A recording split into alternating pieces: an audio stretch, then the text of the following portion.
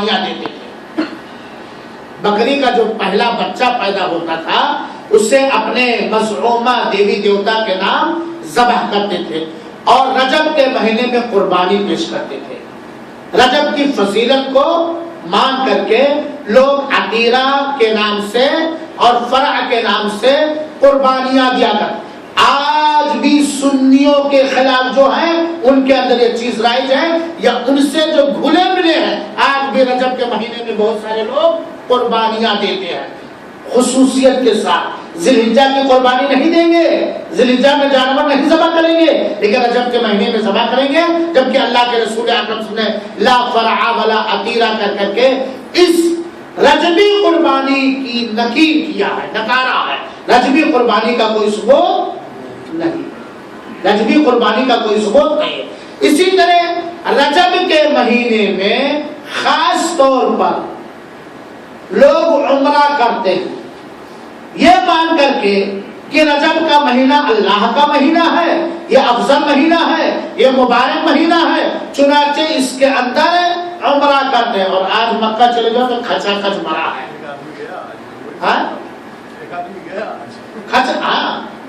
دیکھیے اگر اس عقیدے سے نہیں کہ رجب کا مہینہ افضل مہینہ ہے, اس کے اندر عمرہ کرنے کا زیادہ ثواب ہے, ویسے آدمی عمرہ کرنے چلا گیا کوئی مشکل نہیں جا سکتا.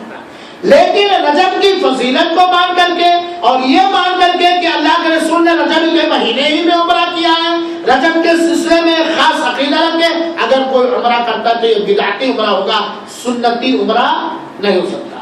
تو رجبی بدعت عمرے کا کوئی ثواب کوئی ثبوت نہیں.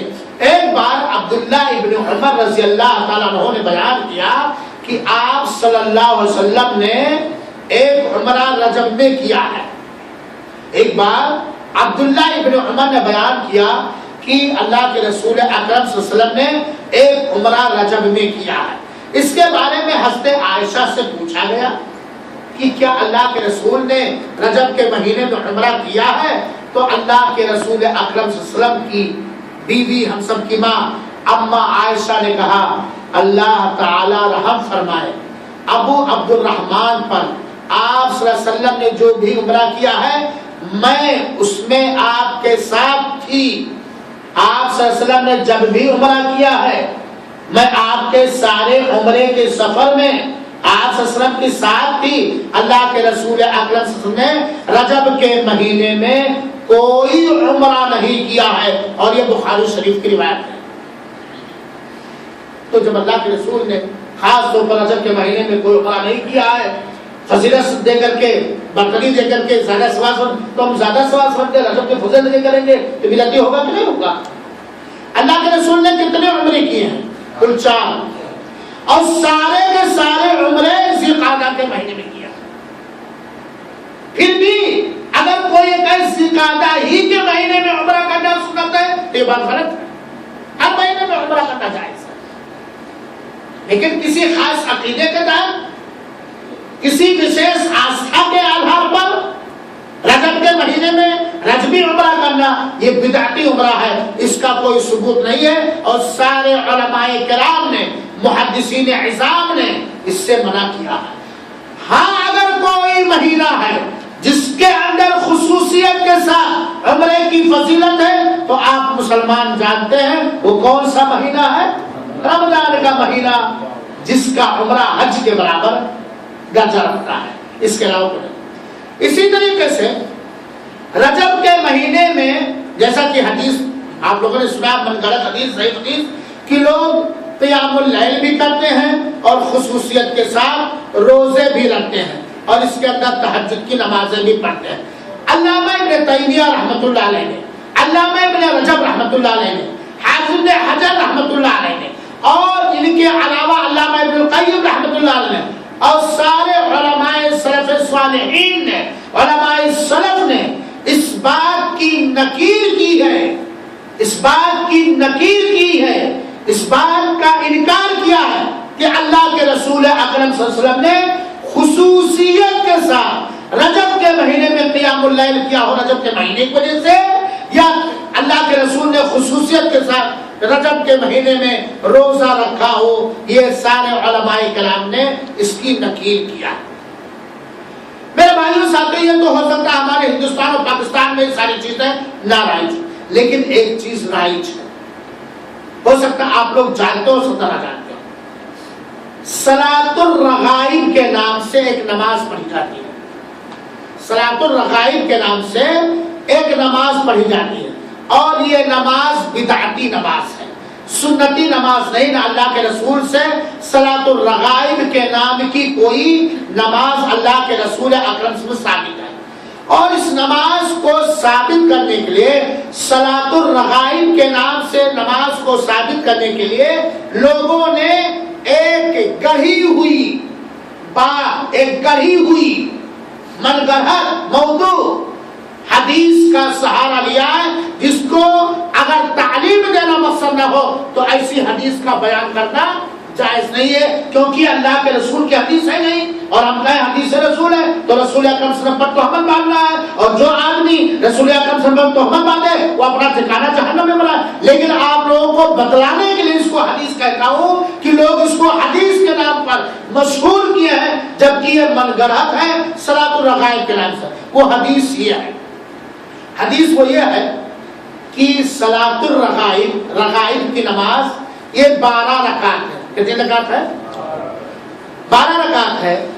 ہر رکعت میں سورہ فاتحہ کے بعد 3 مرتبہ سورۃ القدر پڑھا جائے، انا انزلناہ فی لیلۃ القدر، اور 12 مرتبہ سورہ اخلاص پڑھی جائے، اور ہر 2 رکعت پر سلام پھیرا جائے۔ سورہ فاتحہ کے بعد 3 مرتبہ انا انزلناہ فی لیلۃ القدر پڑھا جائے، اور 12 مرتبہ قل هو اللہ احد پڑھا جائے، اور ہر 2 رکعت کے بعد سلام پھیرا جائے۔ نماز سے فارغ ہونے کے بعد جب 12 رکعت پڑھ لیں اس ڈیزائن کے سے، تو نماز سے فارغ ہونے کے بعد 70 بار رسول اللہ صلی اللہ علیہ وسلم پر درود پڑھی جائے، اور پھر 70 بار درود پڑھنے کے بعد 2 سجدے کیے جائیں، اور ہر ایک سجدے میں 70 بار سبوح قدوس رب الملائکۃ والروح پڑھی جائے، ہے نا۔ پھر اس کے بعد اتنا کر لینے کے بعد اپنی ضرورت اللہ تعالی سے مانگی جائے، اپنی حاجت کا سوال کیا جائے تو اس کی ضرورت پوری ہو جائے گی۔ ہندوستان کے اندر حکومت بنانے والوں کو اگر بتلا دیتے لوگ تو شاید یہ بھی کر ڈالتے، جیسے جا کر کے لوگوں کے سمادھی پر چندریں چڑھا رہے ہیں۔ یہ صلاۃ الرغائب کی کیفیت بیان کی گئی ہے، پڑھنے کے بعد جو بھی ضرورت پوری مانگے اس کی ضرورت پوری ہو جائے گی۔ پھر اس نماز کی ایک فضیلت بیان کی گئی ہے، خود ساختہ گڑی ہوئی فضیلت۔ وہ فضیلت کیا ہے؟ جس نے صلاۃ الرغائب پڑھ لی اس شخص کے سارے گناہ معاف کر دیے جائیں گے، چاہے وہ سمندر کے جھاگ کے برابر ہی کیوں نہ ہو۔ قیامت کے دن وہ اپنے گھر والوں کے 70 لوگوں کی 700 لوگوں کی 70 نہیں، اپنے گھر والوں کی 700 لوگوں کی شفاعت کرے گا، عذاب قبر سے بچا دیا جائے گا۔ میدان محشر میں اس کی یہ رغائب کی نماز صلاۃ الرغائب بالکل صاحبان کی طرح جلوہ فخر ہوگی، سایہ کی ہوگی۔ یہ لوگوں نے بیان کیا صلاۃ الرغائب کے نام پر، یہ لوگوں نے کہا۔ میرے بھائیوں ساتھیوں، حدیث کی ساری کتابیں اٹھا لیجئے یا ساری وہ حدیثیں چھان ڈالیے جو حدیثیں صحیح ہیں، کسی بھی صحیح حدیث میں صلاۃ الرغائب نام کی کوئی نماز موجود نہیں ہے۔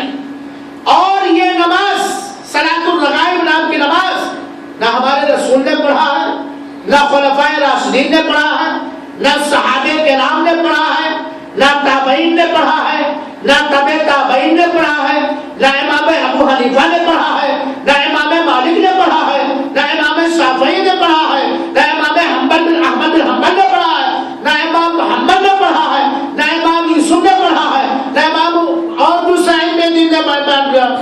یہ چیز صلاۃ الرغائب نام کی کوئی چیز لوگوں کو معلوم ہی نہیں تھی۔ پہلی بار صلاۃ الرغائب کے نام سے بیت المقدس کے اندر 480 ہجری کے اندر پڑھی گئی ہے. اس سن میں 480، یعنی یہ صلاۃ الرغائب نام کی بدعت، خرافات 34 صدی ہجری کی گڑی ہوئی چیز ہے.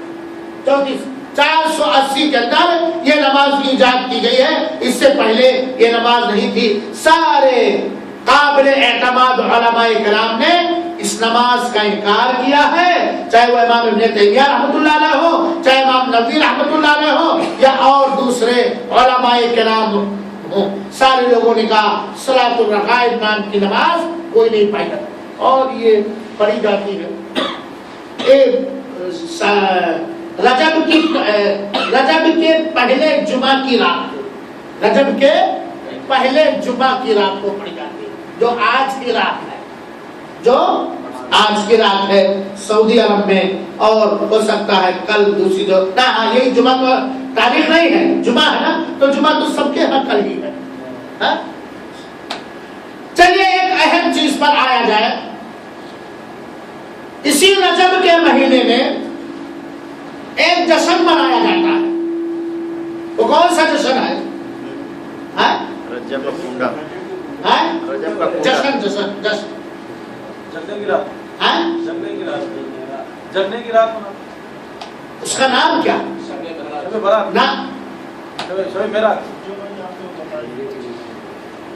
کس نے بتلایا؟ نہیں، ادھر سے شب معراج کا نام آیا.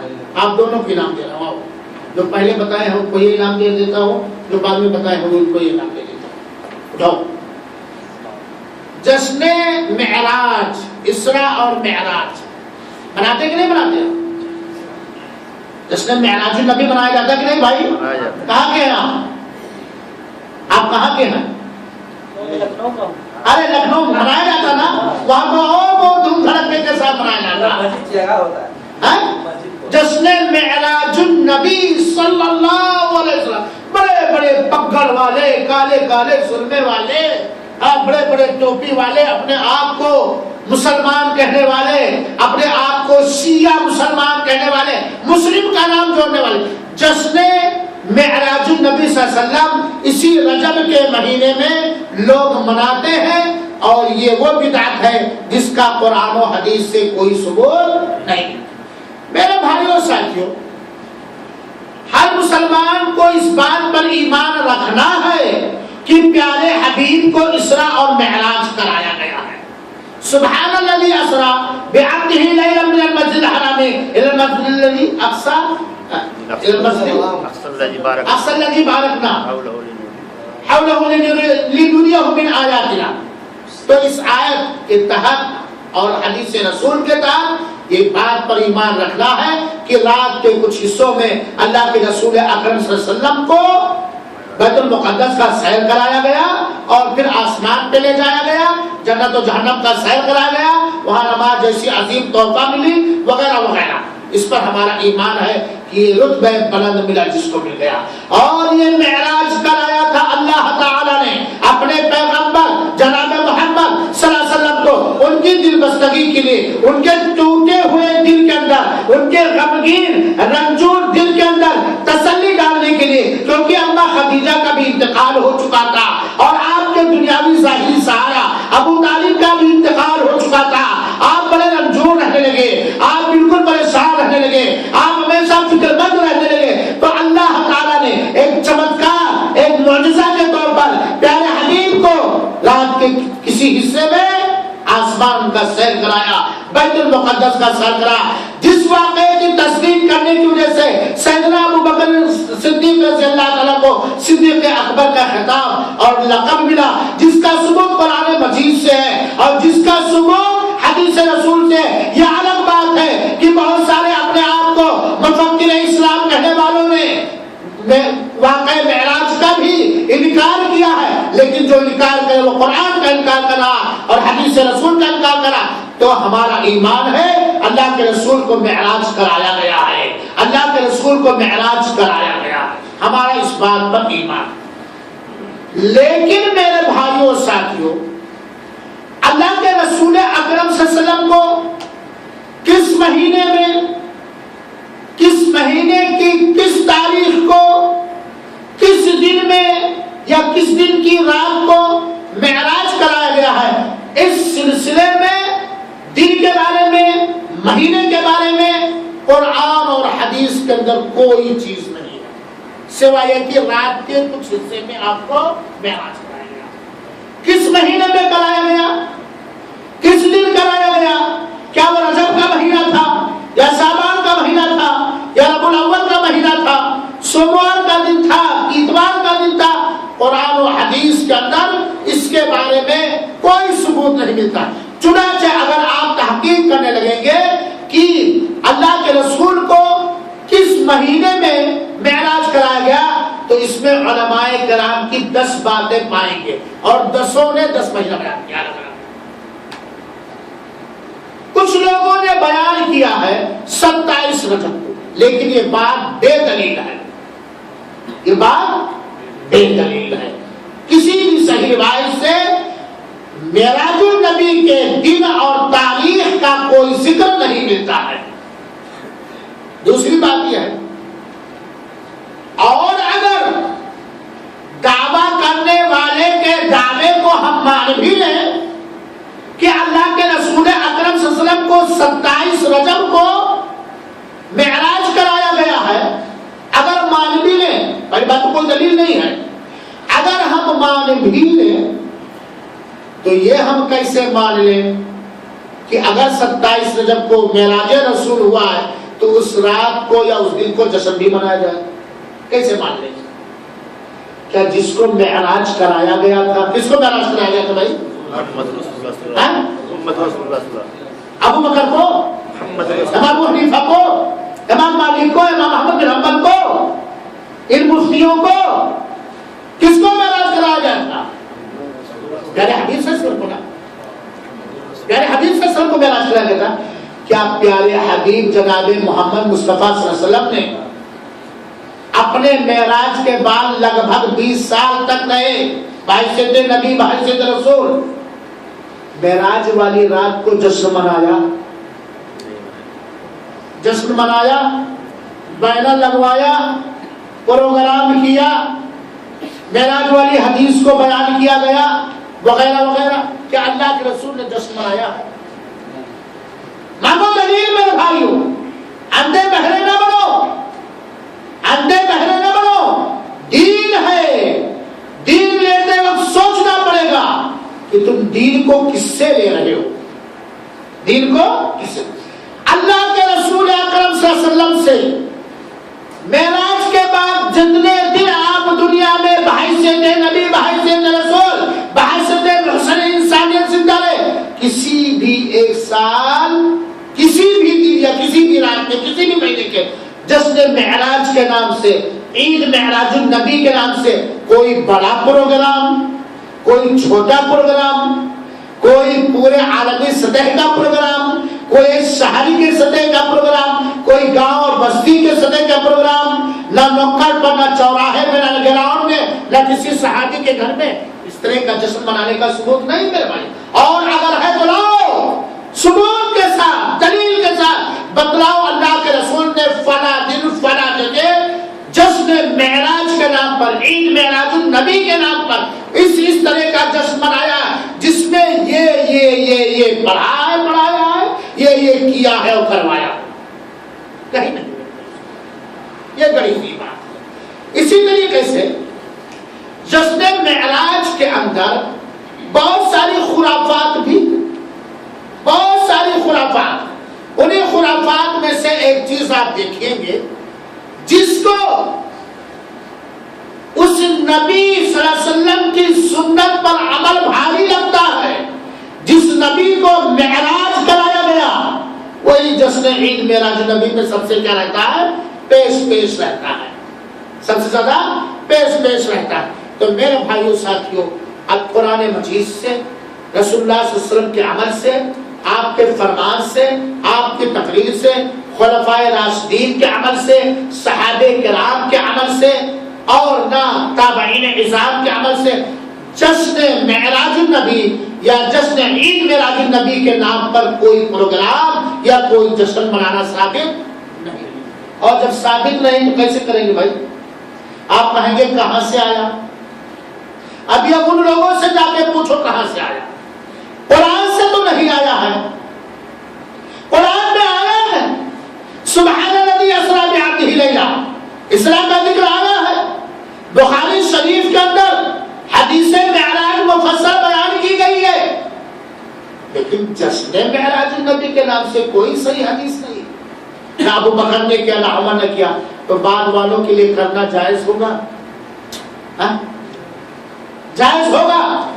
تو جب جائز نہیں کیا نہیں گیا تو یہ بدعت ہے، یہ گمراہی ہے جو سنی مسلمانوں کے دشمنوں کے راستے سے یہ چیز گڑھی گئی ہے. میرے بھائیوں 27 ختم. اسی طریقے سے ایک بات بیان کر کے ختم کر رہا ہوں کیونکہ میں بھی تھک گیا، اسلم صاحب بھی تھک گیا. ہو گیا بابا؟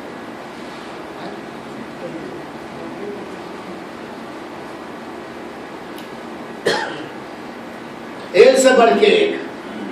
یہ تو ابھی جشن معراج النبی کی مطمئن ہے آپ لوگ کی نہیں مطمئن ہے؟ ثبوت مانگ لیجئے کہ بھائی اللہ کے رسول نے کس سال کس طرح کہاں کب جشن عید معراج النبی منایا. یا آپ کے پاس ابو بکر کو ولی مانتے ہو کہ نہیں؟ چاروں خلیفہ کو ولی مانتے ہو کہ نہیں؟ عالم مانتے ہو کہ نہیں؟ مفتی مانتے ہو کہ نہیں؟ پیروئے کار نبی کے پیرو مانتے ہو کہ نہیں؟ جنتی مانتے ہو کہ نہیں؟ مانتے ہو نا؟ جب کسی ایسی ذات نے جن کو نبی کریم صلی اللہ علیہ وسلم کے زبان مبارک سے جنتی ہونے کی شہادت گواہی ملی، نہ اس نے کیا اور نہ جنتیوں کے سردار جن کو معراج کرایا گیا تھا نہ انہوں نے کیا. تو اگر کوئی کیا تو ہم اس کو نہیں مانیں گے. مانو گے؟ کیوں؟ کیونکہ ہم مسلمان ہیں اور مسلمان رب کی مانتا ہے، رب کے نبی کی مانتا ہے. مسلمان آسمان والے رب کی مانتا ہے اور مدینہ والے نبی کی مانتا ہے، جو صحیح طریقے سے صحیح کری اور سند کے ساتھ نبی کریم صلی اللہ علیہ وسلم سے ثابت ہے. کیوں ایسا؟ کیونکہ اللہ تعالیٰ نے اطیعوا اللہ واطیعوا الرسول کہا ہے. کیونکہ اللہ تعالیٰ نے کہا ہے وما آتاکم الرسول فخذوہ وما نہاکم عنہ فانتہوا، جو رسول تمہیں دے اسے لے لو اور جس سے رسول تمہیں روکے اس سے رک جاؤ. نبی نے کہا ہے علیکم بسنتی وسنت الخلفاء الراشدین المہدیین، ہمارے راستے کو لازم پکڑو اور ہدایت یافتہ خلفاء راشدین کے راستے پکڑو. تو نہ نبی نے کیا عید معراج النبی اور نہ ہی نبی کے صحابہ کرام نے کیا. خاص طور پر عشرہ مبشرہ جن کو جنت کی خوشخبری دی گئی تھی، تو کہاں سے کرنا جائز ہو جائے گا؟ آپ کہو گے بھائی اس میں کمی کیا ہے؟ جشن عید معراج النبی مان لو 27 رجب کو، تو اس میں وہ معراج کا واقعہ بیان کیا جاتا ہے، لوگوں کو دین کی دعوت دی جاتی ہے. معراج کا واقعہ بیان کرنے کے لیے تم جشن کرو گے؟ معراج کا واقعہ جمعہ کے خطبے میں نہیں بیان کر سکتے ہو؟ معراج کا واقعہ تو ہمیشہ بیان کرنے کے لائق ہے، کیونکہ اس کے اندر بہت بڑی عبادت دی گئی ہے اور اس کا تعلق بہت سارے عقیدے سے ہے. کسی ایک واقعہ کو بیان کرنے کے لیے کوئی اپنے طرف سے رام کر لو گے؟ ٹھیک ہے، رجب ہی کے اندر کیوں بیان کرتے ہو؟ اور لوگوں نے دوسرا مہینہ کہا اس میں بھی بیان کرو. کسی بھی مہینے میں جس نے عید معراج النبی مانو مناؤ، یہ ثبوت اس کا نہیں. ایک اور خرافات رائج ہے نا، وہ کون سی خرافات ہے؟ 22 رجب والی خرافات. یہ 22 رجب والی خرافات کیا بھائی؟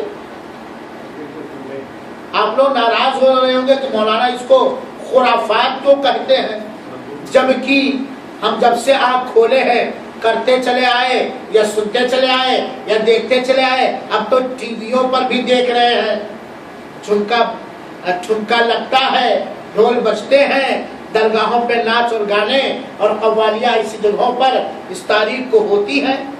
22 رجب والی خرافات جانتے ہو؟ کون جانتا؟ جو جانتا ہو بتلائے. آپ کوڈا بھرتے ہیں. آئیے علامہ صاحب انعام لے جائیے. رجب کا کوڈا جانتے ہیں آپ لوگ؟ اسلام کی کوئی چیز سنے آپ لوگ کہ نہیں؟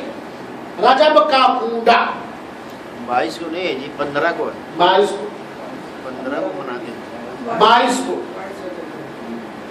को रजब के कूड़े, रजब का कूड़ा ये मशहूर है मेरे भाई साहब। ये इमाम जाफर सादिक रहमतुल्लाह अलैह के नाम पर ये कूड़ा भरा जाता है, या तो उनकी जन्माष्टमी मनाते हुए, सालगिरह तारीख पैदाइश मनाते हुए, या उनके नाम का नियाज दिया जाता है रजब के कूड़े के नाम पर। इस नाम पर रजब के कूड़े के नाम पर, और ये रजबी कूड़ा इसको कहा जाता है। और इसके सिलसिले में लकड़हारे की का एक वाकया गढ़ा गया है कि एक लकड़हारा था जो बड़ा गरीब था, और उसकी बीवी किसी वजीर के यहाँ झाड़ू बहाड़ू का काम करती थी। तो एक दिन इमाम जाफर सादिक रहमतुल्लाह अलैह आए और उनसे उस लकड़हारा ने सुना कि अगर तू मेरा नाम की इस तरह नियाज भरेगी, कूड़ा देगी मेरे तारीख पैदाइश के दिन के हिसाब से, तो तेरी गुर्बत दूर हो जाएगी, तेरी फक्र फाका खत्म हो जाएगी। चुनाचे उसने इमाम जाफर सादिक के सालगिरह के मौके पर उनके नाम का कूड़ा भरा, मिठाइयाँ, पकौड़ियाँ, कचौड़ियाँ जो भी हो सकता था बनाया, और इमाम जाफर सादिक के नाम नियाज दे दिया, और उसकी सारी गुर्बत दूर हो गई, सारा फक्र फाका खत्म। चंद ही दिन के अंदर कहा वो नौकरानी झाड़ू बहाड़ू का काम करती थी, लकड़हारा लकड़ी बेचती थी, और वो बड़ी कोठियों की मालिक हो गई। और जब बादशाह वजीर की बीवी ने रजब के कूड़े का इनकार किया तो वजीर की वजारत चली गई, वजीर की वजारत चली गई। मेरे भाइयों साथियों, ये लकड़हारे का वाकया बना करके लोग इमाम जाफर सादिक के नाम से रजब का कूड़ा भरते हैं। आइए तारीख की हैसियत से देखा जाए कि रजब के महीने में कोई कूड़ा अल्लाह के रसूल ने, ये सहाबे किराम ने भरा है, या ये खुराफात रजब के कूड़े की खुराफात कब ईजाद की गई है। सुनो मेरे भाइयों साथियों, अली शाह जो मुस्तफा अली खान के मुरीद हैं, उन्होंने एक किताब जवाहिरुल मनाकिब में लिखा है कि अहमद हुसैन कादरी का बयान, और ये सब उसी टोले वाले हैं, अहमद हुसैन कादरी का बयान है कि 22 रजब की पूरियों वाली कहानी और नियाज सबसे पहले 1906 में रामपुरी चाकू के हिस्से से आया है। कहां से आया साहब? रामपुर से। ये रजब के कूड़े की खुराफात और बिदअत सन 1906 के अंदर रामपुर में अमीर मीनाई लखनवी जो थे, लखनऊ के थे, उनके खानदान से निकली। किसके खानदान से? अमीर मीनाई नाम के थे। क्या थे मैं नहीं बोलूंगा। उनके यहाँ से 1906 में रामपुर से ये खुराफात निकली है, और उसी जमाने से ये चीज राइज हो गई है। इसी तरह मोहम्मद मौलवी मजहर अली साहब ने लिखा है, एक रोज रामचा के अंदर 1911 में वो रोज रामचा निकला था। आज मुझे एक नई रस्म पता चला है जो मेरे और मेरे घर वालों में राइज हुई है। 1911 का बयान है, 1906 में गड़ी पनपी है, पैदा हुई है। 1911 का बयान है। वो कहते हैं मौलवी मजहर अली साहब कि आज मेरे घर में एक नया रस्म राइज हुआ है जिसको मैंने कभी भी नहीं देखा था। वो ये कि 21 रजब को शाम के वक्त मैदा, शक्कर और घी, दूध मिलाकर टिकिया यानी पूड़ियां पकाई जाती हैं, और उन पर इमाम जाफर सादिक का फातिहा होता है। 22 रजब की सुबह को रिश्तेदारों और अजीजों अकारिब को बुलाकर खिलाई जाती है। ये टिकिया बाहर नहीं निकलने पाती, जहां तक कि मुझे इल्म हुआ इसका रिवाज हर मकाम पर होता है। मेरी याद में कभी इसका तज़किरा सुनने को नहीं मिला। ये 1911 से हम जान पाए। तो तारीखी हैसियत से ऐसे एक पर्चा निकलता था अन्नजम का लखनऊ से। अब्दुल शकूर लखनवी रहमतुल्लाह अलैह ने लिखा है اور یہ سن 1348 کا بیان ہے. سن 1348 ہجری. یہ کون سا سن چل رہا ہے؟ 1435. سن 1348 چوتھی چل رہا ہے 35.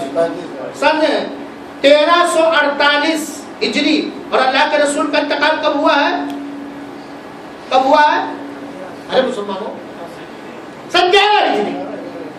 سن 11 ہجری میں اللہ کے رسول پر دین مکمل ہو گیا اور اللہ تعالیٰ نے ان کو بلا لیا. آپ کا انتقال پر ملال ہو گیا. یہ تب سن 1348 میں یہ ہے کہ ایک بدعت ابھی تھوڑے دنوں سے ہمارے ارد گرد شروع ہوئی ہے.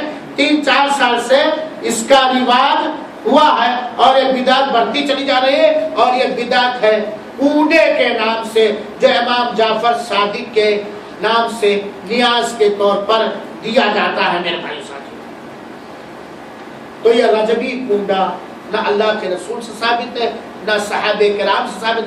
بہت بعد کی چیز، بہت بعد. لیکن سوال یہ پیدا ہوتا ہے کہ اس کو ایجاد کس مقصد سے کیا گیا. آپ جانتے ہیں کہ ایک بہت بڑے اونچے رتبے کے صحابی ہیں، جلیل القدر صحابی، جن کو اللہ کے رسول، جو اللہ کے رسول کے سالے ہیں، ام حبیبہ کے بھائی ہیں، ابو سفیان کے صاحبزادے ہیں.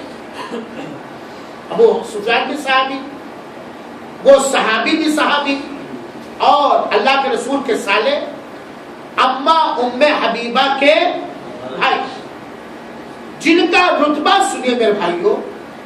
جن صحابہ کرام کو اللہ کے رسول نے وحی لکھنے کے لیے مامور کیا تھا، متعین کیا تھا، ان میں سے ایک ہے اور وہ ہے امیر معاویہ رضی اللہ تعالیٰ. کون؟ امیر معاویہ. صحابی ہیں، ایمان کی حالت میں رسول اکرم صلی اللہ علیہ وسلم کو دیکھا ہے، ایمان کی حالت میں وفات پائے ہیں، کاتب وحی میں سے تھے، بہت سارے ملکوں کو فتح کیا ہے، اپنے زمانے میں بحری اور بری فوج تیار کی ہے. اسلام میں کے پھیلانے میں ان کا بڑا یوگدان اور بہت اہم رول ہے. سب سے بڑا مرتبہ یہ ہے کہ آپ صحابی ہیں. سب سے بڑا رتبہ کیا ہے؟ آپ صاحب. حضرت معاویہ رضی اللہ تعالی عنہ یہ شیعہ لوگوں کے ہاں بہت ہی گری اور بری نگاہ سے دیکھے جاتے ہیں، بلکہ وہ لوگ ان کو کافر تک بھی مانتے ہیں. ان کا انتقال، حضرت معاویہ رضی اللہ عنہ کا انتقال یہ 22 رجب ہی کو ہوا ہے. 22 رجب سن 60 ہجری. اس دن 22 رجب سن 60 ہجری. ان کے وفات کے دن خوشی منانے کے لیے، ان کے وفات کے دن خوشی منانے کے لیے یہ رجب کا کنڈا اختیار کیا گیا ہے امام جعفر صادق کے نام. تو یہ وہاں سے ہے. دوسری بات یہ ہے کہ اللہ کے رسول نے رجب کا کنڈا نہیں بھرا، نہ بھرنے کا حکم دیا، تو ہمارے لیے جائز ہوگا؟ سب سے بڑی خرابی جو اس بدعتی عمل کے اندر ہے وہ یہ ہے کہ شرک اکبر پایا جاتا ہے، بڑا شرک پایا جاتا ہے. نظر اور نیاز یہ عبادت ہے کہ نہیں؟ ہے عبادت ہے نا. اور عبادت کا حقدار کون ہے؟ امام جعفر صادق. امام جعفر صادق سے پہلے حضرت علی، حضرت حسین، حضرت حسن، فاطمہ، اللہ کے رسول. ہے کوئی عبادت کا حق رکھنے والا؟